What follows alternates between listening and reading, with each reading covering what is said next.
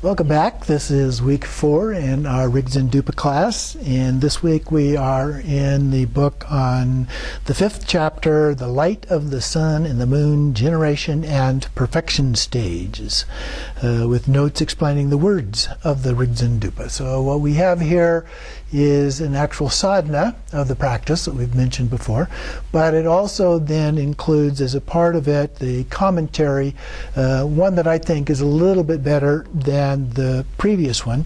This commentary includes the use of other references as well to help explain the words of the text. Whereas the one that we looked at the last couple of weeks is one that was taken from notes given in a teaching. So that it helps explain some of the differences between the two of those.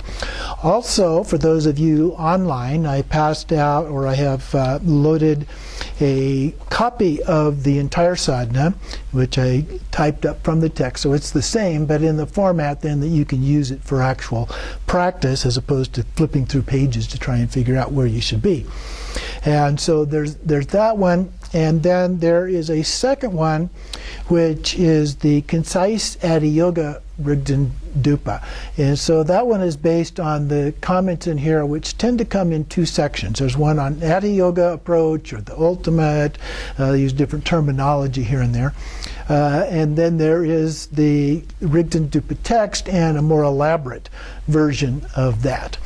And so this concise one is one that could be used in the context of doing the practice from an Adiyoga point of view for you. So let's get started here. He begins with paying homage first to the lotus-born Dharma King, who rules over the 3 realms, Longchen Nyingtik, holder of the treasury of the 3 sections of Pith instructions, Jigme Lingpa, owner of the ocean of profound termas, O self-arisen Rigpa, the sole union of these 3 masters, I pay homage to you. So that captures the essence of what is being talked about here in this context. These 3 key figures, but ultimately it comes down to Rigpa. So in the introduction, he describes some of the other texts here that have been used as backup for developing the commentary here. And on this page 96, at the top of the page there, Patrul Rinpoche says, anyone who follows this path will reach complete liberation without effort, just like iron transmuted into gold by an alchemist. Well, that story may not quite be as believable today as it was then. Anyway, the sole extraordinarily skillful approach for covering the path in an instant. This is the supreme king-like vehicle. So, in about the middle of the page there, all the approaches of this vehicle are gathered in the Vajra path of union. The union of skillful means and wisdom, of Kyerem and Dzogren, or generation stage and completion stage. So this is based on teachings of the Nyingma school. We emphasize the sole view of the great equality and purity by 3 aspects of practice: clear appearance, recollection of purity, and stable pride in oneself as the deity. So that comes up in different ways as we go through the text. He talks a little bit here in the part of the introduction about the 4 reasonings, some of the rationale or processes for rationale used in these kinds of texts, and this one in particular. The 4 are listed here from the Guru Garbha Tantra: the same basis, the way syllables are formed, blessing, and direct experiences. So he gives a brief explanation of each of these. I'm not going to go into the detail. If you want to go into the detail, you can read that in the text. But just briefly, first the reasoning of the same basis, cause and result. Cause is the result, and so the 2 are linked together. And so the object of refutation here is grasping at the self. The way to refute it is the reasoning of similarity with the cause. So the cause is emptiness, which results in a figment of our imagination, an illusory appearance of some kind. So what we're looking at is that in reality both are empty of true existence, all beings and phenomena. So that's reasoning of the same basis. Form is emptiness, emptiness is form. The second one is reasoning on the basis, or based on the way seed syllables are formed. So the formation of seed syllables shows that although things are empty, they appear. So everything that we see out there, we recognize as, yeah, those things may exist, but it's our experience of them that counts. And so they are empty of any inherent existence, but they still exist in a relative manner. So they are very interdependent. The primary wisdom and its display arising as the deity and realization. So pure appearance and existence. The third reasoning is the blessing. And here he emphasizes even more so the interdependent nature. So it is one being sealed by the other. The great emptiness, wisdom of Rigpa, and the phenomena that arise as its power and display. So one of those is sealing the other. You can look at that as being interdependent upon the other, cause and result. So there is a relationship there. He uses comparisons of the ocean and the waves. So they're both water, but they have somewhat different characteristics. Or water and ice, both water but in different forms. And they only exist as the display of the essence of great wisdom. That is, the impure appearances appear through that nature of great wisdom. They're indivisible. Deities in realization are indivisible. The fourth reasoning is called direct experience. This is the direct experience of wisdom, Rigpa. We do not experience it directly in this way, though, usually because we're beginners. We're just getting started, and so we need some guidance, some explanation. The teachers, the texts, and so forth help us along the way. At a more basic level, the words themselves, because this is something that is said to transcend the nature of words, something that's ineffable. And the words can sometimes get in the way, but most of the great experts and masters have told us that it's okay, or at least somewhat useful, to be able to use words to point the direction for someone to help them out.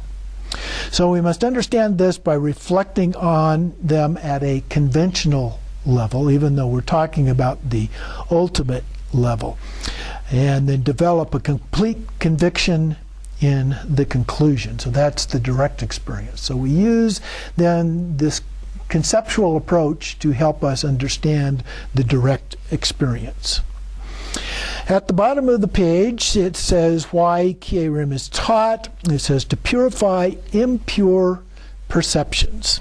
And in this process, on the next page 100, he goes into a brief description of the four kinds of Kye-rim practice. The first one, very elaborate practices, deals with habitual patterns of egg birth. So part of what he's talking about here are the four forms of birth in the process of reincarnation. There's four different forms that one can take, and one of those is being born of an egg, or egg birth. And those are for lesser capacity whose minds are more conceptual. The elaborate practices purify habitual patterns of womb birth, and those are for those of ordinary middling practice. The third one is the simple path to purify habitual patterns of birth by heat and moisture, and those are for those of superior capacity who develop gradually.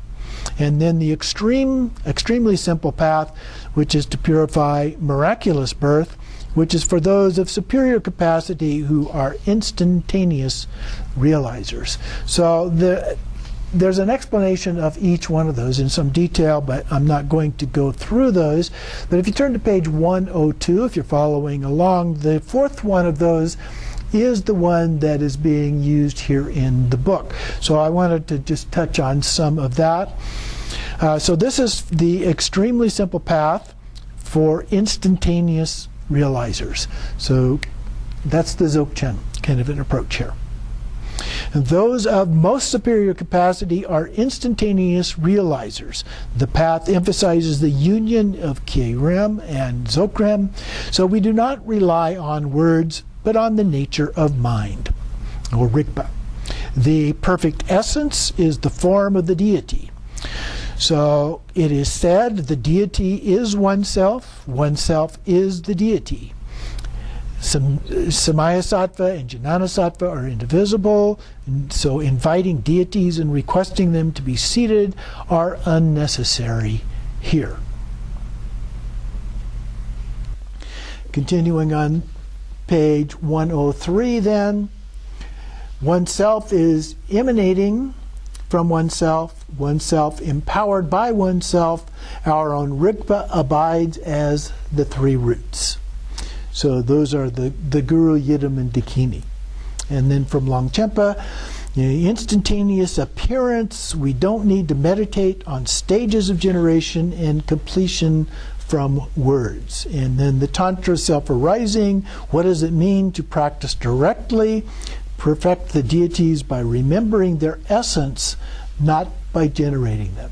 So you don't have to go through all of the detail of imagining the different aspects of what they look like and what they're wearing and the hand ornaments and all of those things. This is a way to do it without that. Then he comments, the practice emphasizes the indivisibility of space and wisdom. The view of Ati Yoga, Rigpa is the kaya of the Dharmakaya.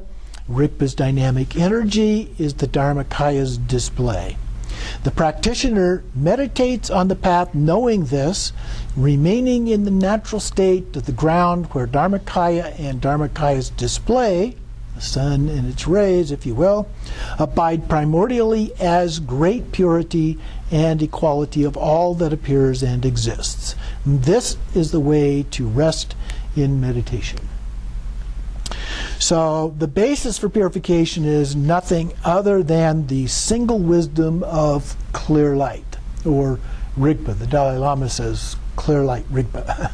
So those are referring to basically the same thing. Rigpa means pure awareness. Clear light, the clear part is referring to pure, and the light part is referring to awareness. So they both mean pure awareness, although sometimes they get used in slightly different ways than that. Continuing on page 104 at the top, I am going to explain the sadhana mainly on the basis of the extremely unelaborate Ati Yoga approach. And so practitioners who are at least somewhat accustomed to realization can emphasize the Ati Yoga approach. So if we don't, he does include more detail as we go through so that it can be done in both ways. The Ati Yoga approach of generating the deity the moment the practitioner thinks of it, instantaneous. So it just automatically comes at that time. So the next section is the practice text of the Rigdzin Dupa. So there we've got the handouts, so you can compare with that. The handouts are the same as the one that's in the text, the long one is, and the Ati Yoga one refers to the shorter version that is in here as well. So for example, in the preliminaries here, so it says it's presenting both elaborate and unelaborate approaches for that. And so in the preliminaries, it starts off with refuge. So if you look at the excuse me, mine disappeared here. Oh, I'm sorry. Oh. Okay, thank you. There should be one with notes on it somewhere. Oh. Okay, this is okay. Okay, you got the one with notes? Circled red. Oh yeah, that's my copy. I got that the first way. Oh, okay. So that's, which one is that? Is that? This to me. Okay. Okay, Rigdzin. Here, this one. This is the one. That's the one. No, I got that one. Oh, then this is the one you need. That's the other one.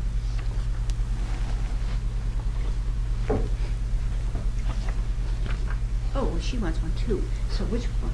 She needs the one like this. What's this? Is that one or two? That's one. Okay.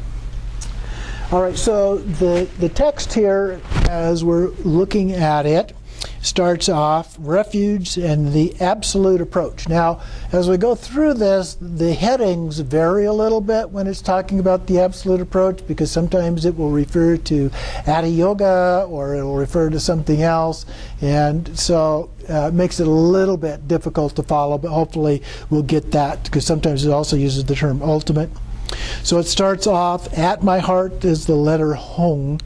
And so that's in the version here that has the Rigdzin Dupa, the simple path. Okay.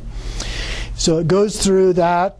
At my heart, the letter Hong that sends out rays of light as a result from the natural abode arisen, the Lama and the ocean, vast assembly of Vidyadharas, indivisible from him. All the deities of the Mahaguru's mandala, surrounded by all sources of refuge from all 10 directions and 4 times without any missing, appear in the space in front of me, Vajra Samadha.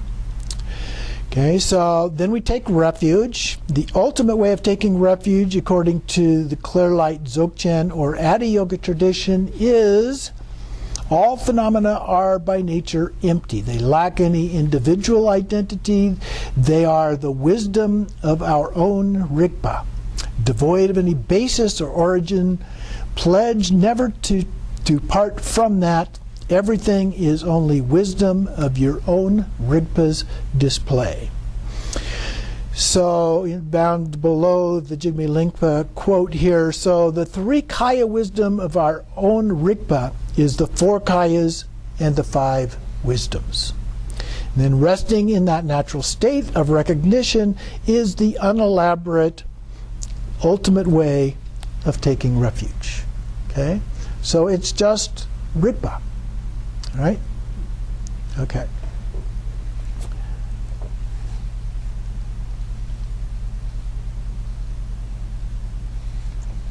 Okay, I've got get mine sorted out here. Okay, so then it goes to refuge in the Rigdzin Dupa text. Okay, so that's the kind of a heading that's used. It specifically mentions the Rigdzin Dupa text in the more elaborate approach. And so here we have homage, I and all infinite beings take refuge in the Lama, the essence of the 3 jewels, and in the mandala of the multitude of Vidyadharas with devotion and from the depths of our hearts. That's a little bit more of a traditional kind of approach here. And then he gives an explanation of all of that. To your right is your father, to your left is your mother, that's fairly customary, and then in front and behind are your enemies and obstacle makers and all other sentient beings, your parents, infinite in number, gathered around you in an enormous crowd. Now the way I learned it was a little bit different than that I was supposed to be in the back with my father and mother. All of the other sentient beings were ahead of that, and the enemies were on the front row. Okay, so a little bit different kind of an approach than what is described here, but the same basic idea. In front of you is then the palace of the lotus light on the copper-colored mountain. So that's the copper-colored mountain is the Buddha field of Padmasambhava. In its center is Guru Nangsing Zilnon, who is Guru Rinpoche. It's a form of Guru Rinpoche. And then indivisible from the Lama, who is the essence of the 3 jewels. The 3 jewels being the Buddha, Dharma, and Sangha. To his right is Mandarava, his consort, and to his left Yeshitsogyal, his other consort. Yeshitsogyal being from Tibet, Mandarava being from someplace else, we don't know exactly where, India or possibly Uddiyana or Nepal. They're different stories.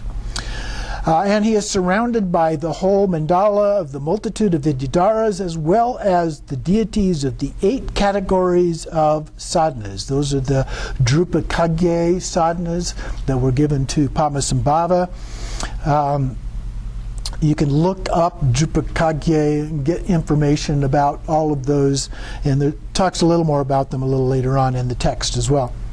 The Vidyadharas of India and Tibet, the 25 emanations, who are the chief disciples of Guru Rinpoche, the Yidam deities of the 4 or 6 classes of Tantras, depending on whether you're talking Nyingma or New School, the 75 glorious protectors, and the 28 Ishvaris, and so forth.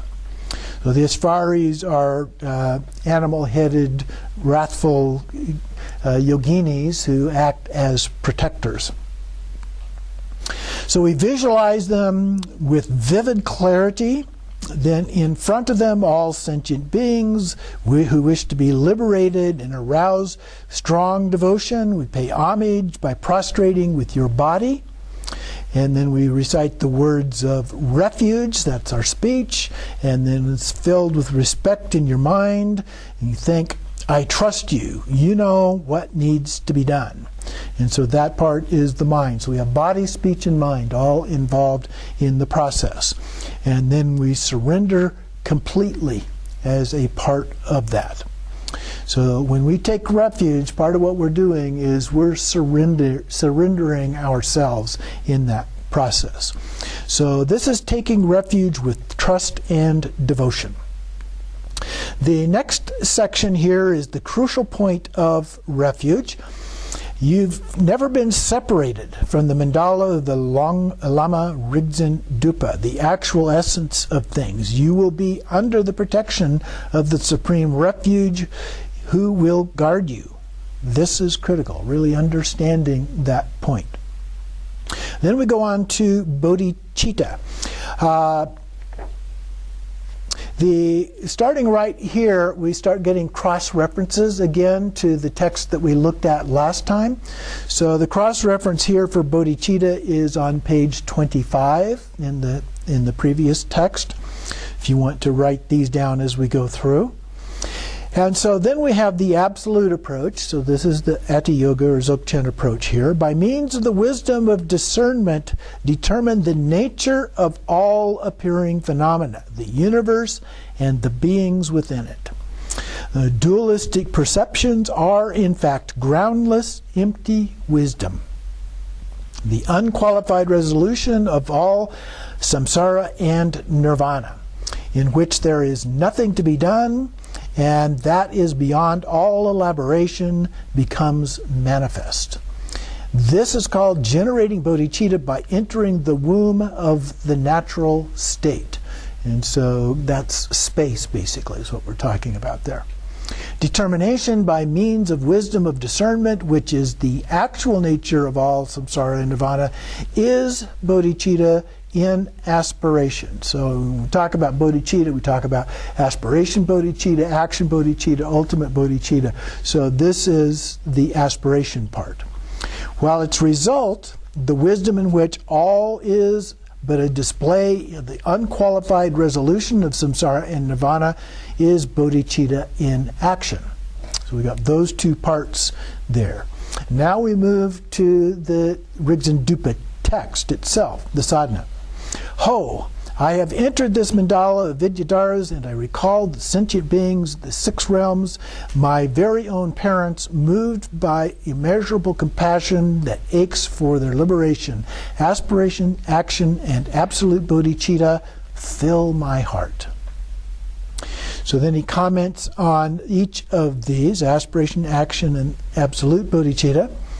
First, aspiration. I have entered this great mandala of the Vidyadharas, and I recall every sentient being has been my father or mother. Happy Father's Day, by the way. I am moved by immeasurable love, immeasurable compassion, immeasurable joy, immeasurable equanimity. I ache for their liberation. I will use skillful means to ferry them to liberation and omniscience. So we're setting our intention there of what we want to accomplish. Next, the action. Bodhicitta in action is to train in the 6 paramitas and to apply the profound, skillful means of deity meditation, mantra recitation, and so forth. So the 6 perfections, but also the deity mantra meditation, which is the generation stage part of that.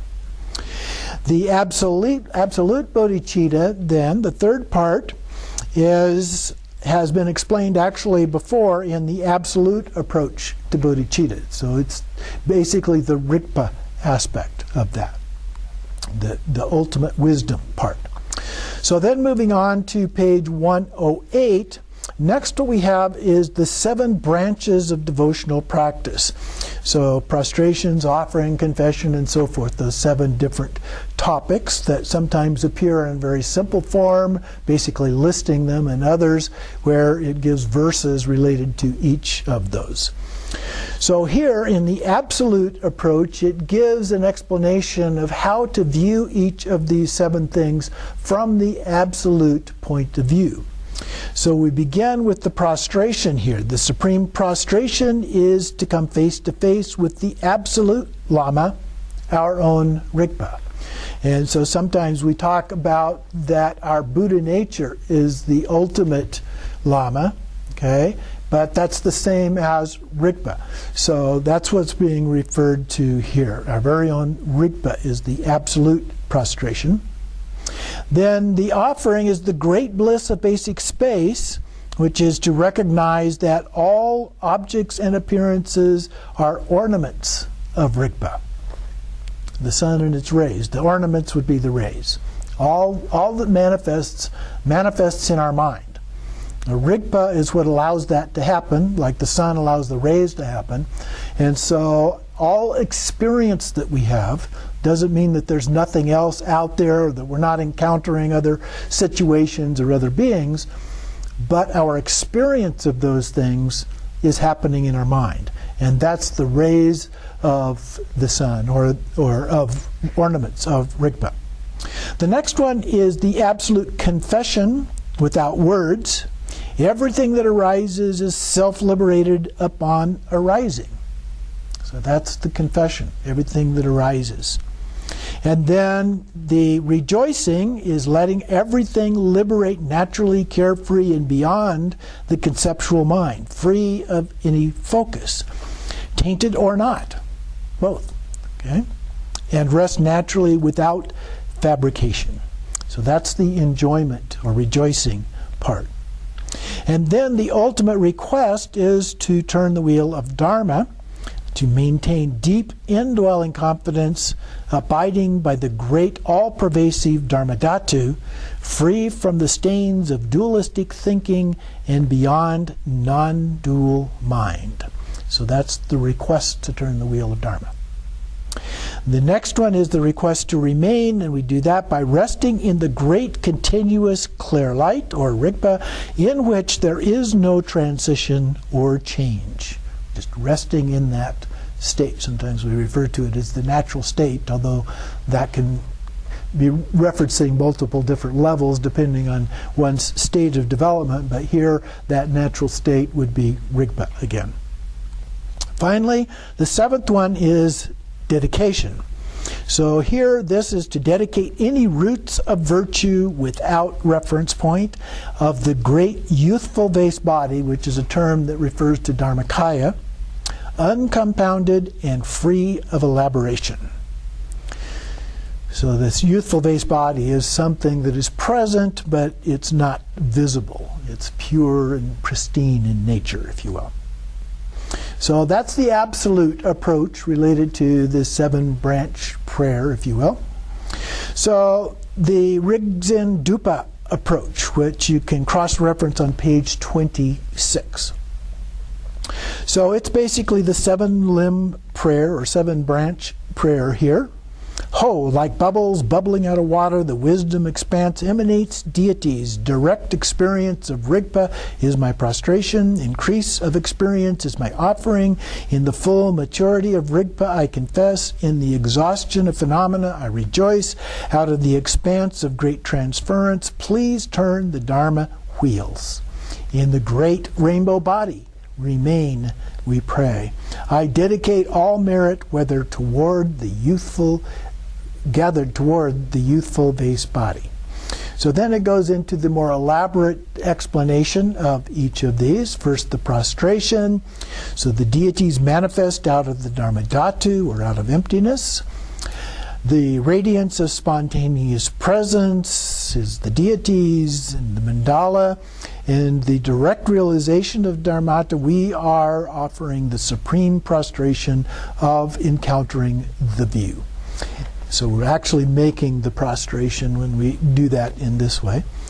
And then the offering, by meditating on the union of the two paths of Trekcho, of primordial purity, and Togao, of spontaneous presence, our experience will increase. We will have direct perception of the essence of the deities, and kayas and appearances will arise as ornaments of Rigpa. We call this making the offering, which has always been on display and needs no elaborate arrangement.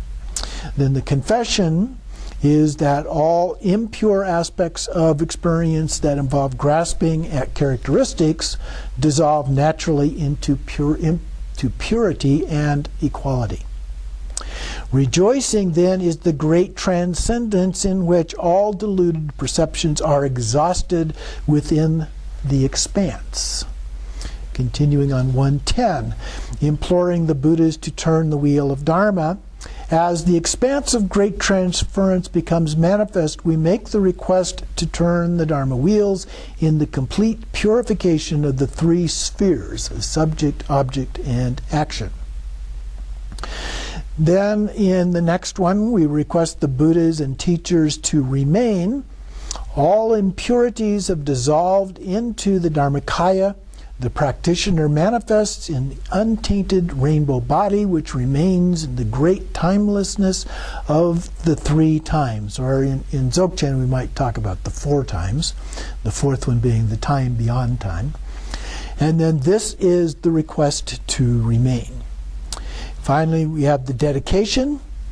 We then dedicate all the virtues, tainted or not, that have ever been accumulated on behalf of all sentient beings, so that they may be liberated, and having realized the wisdom of the three kayas, our own Rigpa, attain the ultimate stage of the youthful base body, awakening as Dharmakaya.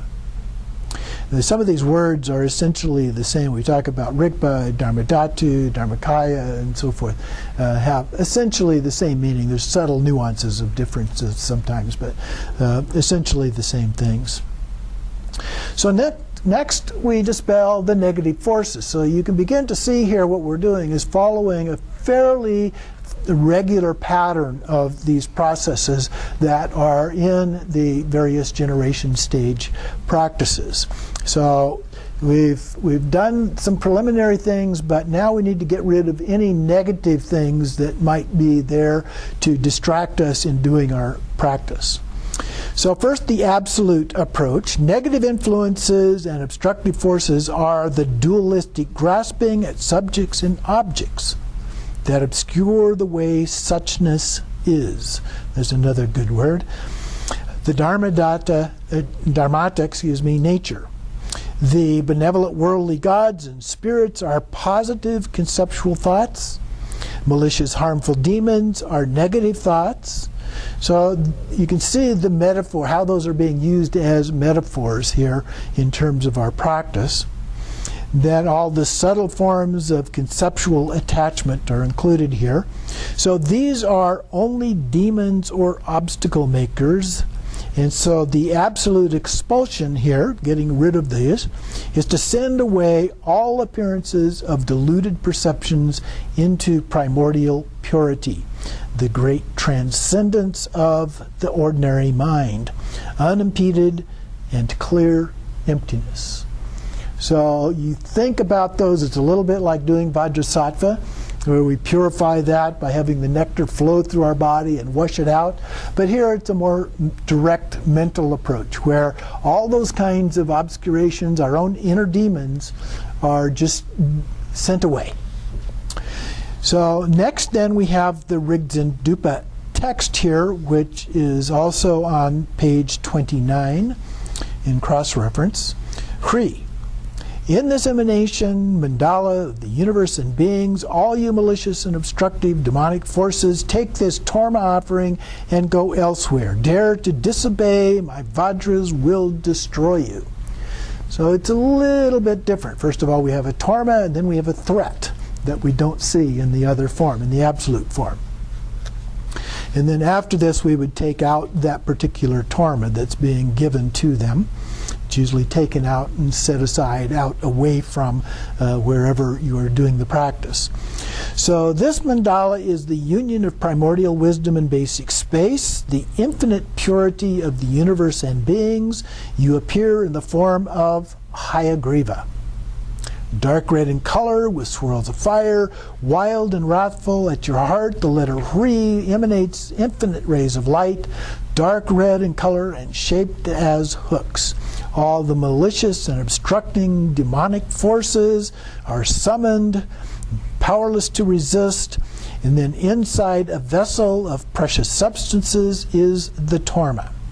So we manifest offerings like the enjoyments of triumphant Tushita and Samattabhadra's display and the pleasurable objects of the sky treasury that fulfills the wishes of each. And the each that it's referring to here are those demons. And so we're inviting them here. So we tell them, take these offerings and go elsewhere. If you refuse to go, here comes the threat. I, Hayagriva, will send you out for clusters of vajras, wrathful small emanations shooting out like sparks of fire, weapons, flames, and expel you, reducing you to dust. So I'm giving you an offering here that you like, something that's pleasing to you. Please go away or else. So this is the elaborate approach. So we'll take a short break there.